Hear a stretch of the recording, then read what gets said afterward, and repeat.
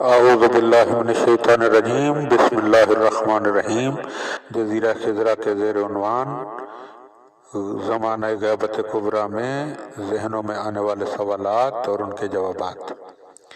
کہا جاتا ہے کہ جب حضرت امام زمانہ علیہ السلام ظہور فرمائیں گے تو پہلی بات جو وہ فرمائیں گے وہ یہ ہوگی کہ میں حضرت سید الشہداء ابا عبداللہ حضرت امام حسین علیہ السلام کے خون کا بدلہ لینے آیا ہوں۔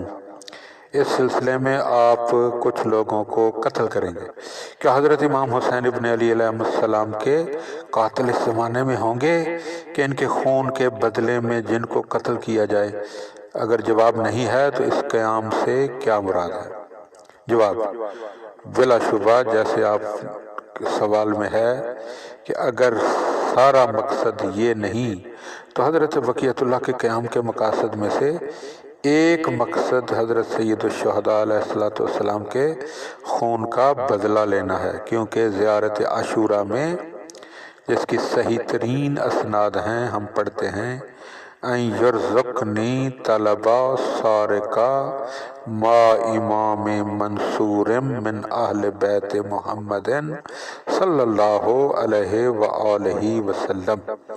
اور اسی زیارت کے ایک دوسری جگہ یہ جملہ ہے وَأَن يُرْزِقْنِي طَلَبَ سَارِكُمْ مَا امام مہدی ظاہر ناطقن بالحق منکم۔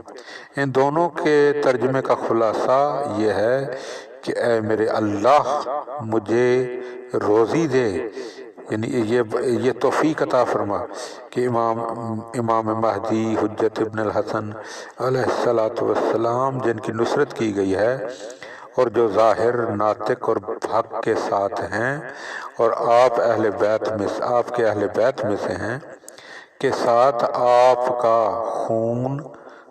کے خون کا بدلہ لوں۔ دوسری روایات میں بھی اس مضمون کی تائید ہوئی ہے اور اس میں کوئی شک نہیں ہے کہ حضرت سید الشہداء کے خون کا مطالبہ حضرت بقیت اللہ کے مقاصد میں سے ایک مقصد ہے، مگر اس سوال کا جواب یہ ہے کہ یزید اور یزیدیوں کی حضرت سید الشہداء سے جنگ ایک شخصی جنگ نہیں تھی کہ ایک گروہ نے دوسرے گروہ پر دشمنی یا اپنی ملکی فتوحات کی خاطر چڑھائی کر دی ہو، کہ اس زمانے کا وہ مخصوص گروہ یعنی وہی ظالم ستمگر قابل مواخذہ ہوں اور ان کے قتل سے یہ مسئلہ ختم ہو۔ وہ جنگ حق و باطل کی جنگ تھی، اس کے فریقین حق و باطل کے طرفدار تھے۔ آج کی اصطلاح میں نظریاتی جنگ تھی، شخصیت مقصد نہیں تھی۔ یہ جنگ دنیا میں اول روز سے جاری ہے، ہر زمانے میں یا طاقت پیدا ہوئی ہے یا کمزوری۔ اس جنگ نے قربانی بھی بہت لی ہے، یہاں تک کہ حضرت سید الشہداء کے زمانے میں یہ جنگ اپنے عروج پر پہنچ گئی اور اولاد آدم ابو البشر علیہ السلام میں سے ایک بہترین فرد شہید ہوا اور آن جناب کا خون اس صورت میں بہایا گیا کہ ابھی شیطانی حکومت نیست و نابود بھی نہیں ہوئی تھی۔ چنانچہ اس جنگ کے جاری رکھنے میں جو حضرت بقیت اللہ علیہ السلام قیام کریں گے اور چونکہ حقیقی کامیابی حاصل کریں گے، یعنی باطل کے تمام آثار مٹانے اور ساری دنیا میں حق اور حقیقت کے قیام میں کامیاب ہوں گے، اس صورت میں حضرت سید الشہداء کے خون کا بدلہ لیں گے۔ جو بھی اس جہاد میں امام زمانہ کے ساتھ شرکت کرے گا وہ حضرت سید الشہداء کے خون کے مطالبے میں کامیاب ہوگا۔ یہی وجہ ہے کہ حضرت بقیت اللہ علیہ السلام اپنے اولین خطاب میں ارشاد فرمائیں گے لوگوں نے میرے بے وطن جد کو مظلوم قتل کیا۔ زیارت عاشوراء میں جو آپ پڑھتے ہیں اس کے یہ معنی ہیں کہ پروردگار روزی عطا کر کہ ہم امام زمانہ علیہ السلام کے ساتھ حضرت سید الشہداء کے خون کا بدلہ لیں۔